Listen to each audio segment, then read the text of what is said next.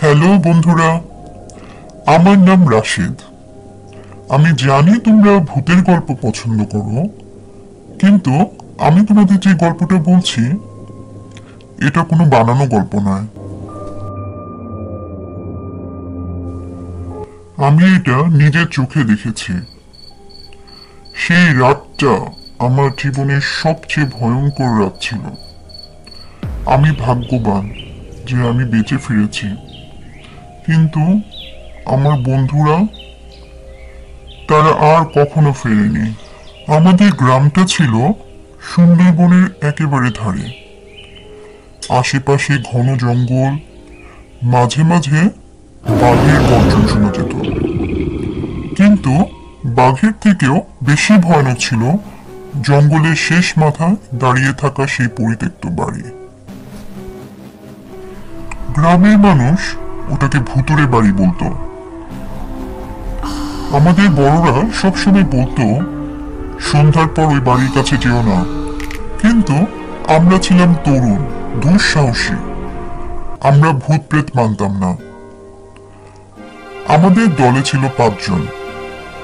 রিয়াদ, যে আমাদের লিডার ছিল, ও ছিল সাহসী আর জেদি। তানিয়া একমাত্র মেয়ে, কিন্তু আমাদের সবার থেকে বেশি নির্ভীক। আর রকিব শান্ত স্বভাবের, কিন্তু ভয় পেলে প্রথমে দৌড়াবে।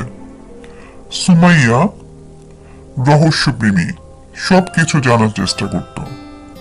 আর ইমরান ভয় পায়, কিন্তু সেটা লুকিয়ে রাখে। একদিন বিকেলে হলো কি, আমরা সব ফ্রেন্ডরা মিলে রিয়াদের বাড়িতে আড্ডা দিচ্ছিলাম। তখনই তানিয়া একটা পুরনো চিঠি বের করলো। সে বলল, আমি এটা দাদার পুরনো বইয়ের ভেতর থেকে পেয়েছি। চিঠিটা খুলে আমরা পড়তে শুরু করলাম। সেখানে লেখা ছিল, যারা সাহসী তারা আসতে পারো, আমার দরজা সব সময় খোলা তোমাদের জন্য, ভোজ অপেক্ষা করছে। আমরা সবাই একটু হতভম্ব হয়ে গেলাম। মানে কি? রকিব বলল, এই চিঠিটা ওই পরিত্যক্ত বাড়ির ব্যাপারে লেখা। তানিয়া বলল, দেখো নিচে লেখা আছে, সন্ধ্যার পর আসুন। আমরা সবাই একে অপরের দিকে তাকালাম। ইমরান গলাটাকে শুকনো করে বলল, আমরা কি সত্যি যাব? রিয়াদ হেসে বলল, ভয় পাস নাকি? ঠিক তখনই ঠিক হয়ে গেল, রাত 12টার সময় আমরা ওই বাড়িতে যাব। যেই কথা সেই কাজ। 12টার কিছু আগে আমরা জঙ্গলের দিকে হাঁটতে শুরু করলাম। রাতটা ছিল কুয়াশা আচ্ছন্ন, চাঁদের আলো খুব কম ছিল। চারপাশে নিস্তব্ধতা, শুধু ঝিঁঝি পোকার ডাক। বাড়িটার সামনে এসে আমরা থমকে দাঁড়ালাম। এটা কাছ থেকে আরো বেশি ভয়ঙ্কর লাগছিল। তানিয়া ধীরে ধীরে হাত বাড়িয়ে দরজাটা সামনে গেল। আমরা শ্বাসরোধ করে তাকিয়ে আছি। আর ঠিক তখনই দরজাটা আপনা আপনি খুলে গেল। ভেতরে অদ্ভুত উজ্জ্বল আলো। আমরা ঢুকতেই যা দেখলাম সেটা আমাদের আতঙ্কিত করে দিল। একটা বিশাল ডাইনিং টেবিলে সাজানো ছিল রোস্ট, মাংস, ইলিশ মাছ, গরম ভাত, রসগোল্লা, আরো কত কিছু।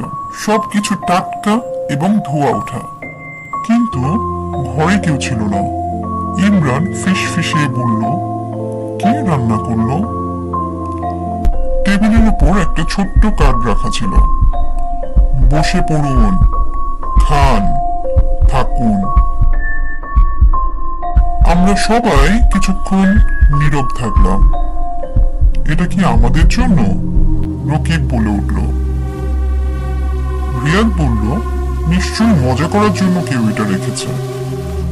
প্রথমে আমরা দ্বিধায় ছিলাম, কিন্তু খাবারের সুগন্ধ এতটাই লোভনীয় ছিল যে আমরা ধরে রাখতে পারলাম না।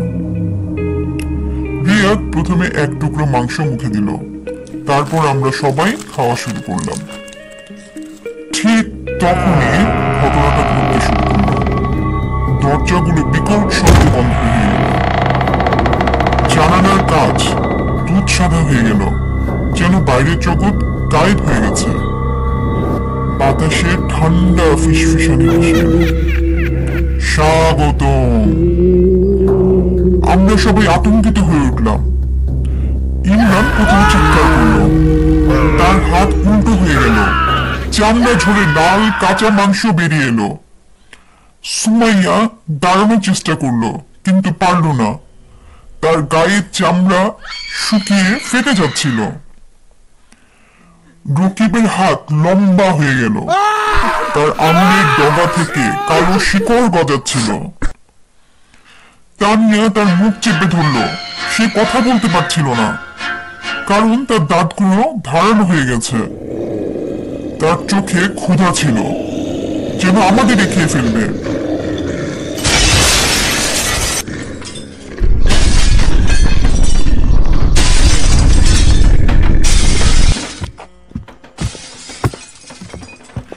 আমি দৌড় দিলাম দরজার দিকে। ঠিক তখনই দরজাটা খুলে গেল। বাইরে একটা মানুষ দাঁড়িয়ে ছিল। সে ছিল রিয়াদ। কিন্তু রিয়াদ তো আমাদের পাশেই ছিল। তাহলে আমরা পেছনে তাকালাম। রিয়াদ যে আমাদের সাথে ছিল, এখন আর মানুষ নেই। তার চামড়া ধূসর, চোখে কোনো আলো নেই, ঠোঁটের কোণ থেকে কালো তরল গড়িয়ে পড়ছে। সে ফিসফিসিয়ে করে বলল, এখন তুমিও আমাদের মতো হয়ে যাবে। বাড়ির মেঝে কাঁপতে শুরু করলো। দেয়ালের কাঠ থেকে শত শত মুখ বেরিয়ে এলো। সব মুখগুলো কাঁদছিল, চিৎকার করছিল।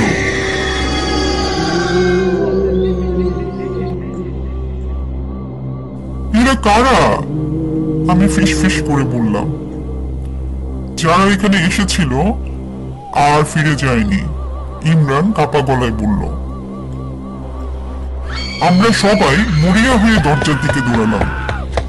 রকিব আগে বেরিয়ে গেল, তারপর ইমরান।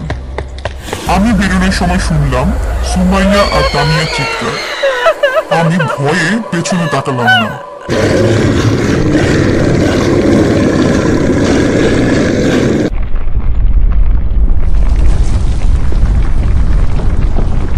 আমরা তিনজন গ্রামে ফিরে এলাম।